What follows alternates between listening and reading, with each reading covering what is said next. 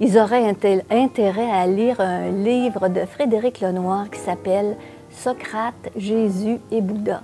Comme nous présente ces trois hommes-là comme trois maîtres de vie pour qui il y a une valeur en particulier qui est très importante. Je pense à Bouddha pour la compassion, je pense à Jésus pour l'amour et je pense à Socrate pour la justice. Alors je me dis, si nos politiciens ou nos dirigeants mettaient de l'avant ces trois valeurs-là, je pense que notre société aurait avantage à les suivre.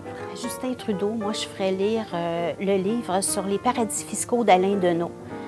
Je sais pas, mais il me semble que je laisserais ça traîner sur sa table de chevet. À Donald Trump, je ferais lire le livre, c'est un livre de Bob Woodward, c'est celui qui a découvert le Watergate, et ça s'appelle Les guerres d'Obama. On voit vraiment qu'est-ce que c'est un personnage politique, intelligent, qui prend des décisions dans un contexte de guerre, et puis c'est très... On voit l'élégance et le bon goût. Et puis, à Philippe Couillard, à notre premier ministre du Québec, bien, je lui ferais lire, lui puis M. Barrette, je leur ferais lire « En as-tu vraiment besoin? » Parce que j'aimerais qu'ils fassent lire aussi la série de médecins en pensant aux infirmières, peut-être. Alors, en as-tu vraiment besoin? C'est un livre de Pierre-Yves McSween. Petit cours d'autodéfense intellectuelle de Normand Baillargeon, qui est un professeur à l'Université du Québec à Montréal. C'est un livre, en fait, ce livre-là, qui sert à réfléchir sur les techniques d'argumentation. Vous savez qu'aujourd'hui, on baigne dans un univers médiatique où ça devient de plus en plus difficile de faire le tri dans les sources d'information. Qu'est-ce qui est fiable, qu'est-ce qui ne l'est pas? Alors, c'est un ouvrage que nos politiciens gagneraient à lire pour en faire bon emploi, je l'espère.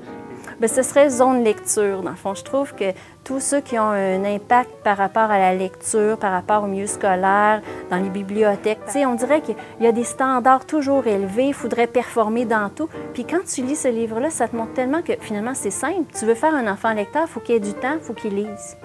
Tu veux faire un enfant qui écrit, il faut qu'il écrive. Tu sais, pourquoi c'est si compliqué?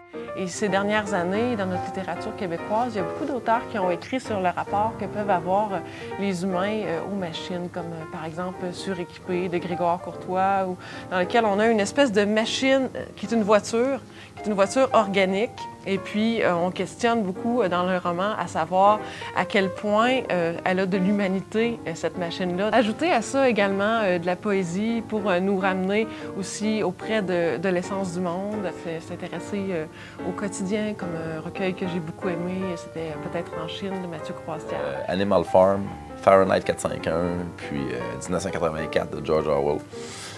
Tous les livres qui montrent que la mauvaise utilisation du pouvoir, en fait, ça va finir par nuire aux citoyens, peu importe les bonnes intentions. Je trouve que ce sont des bonnes analogies qui ont été écrites.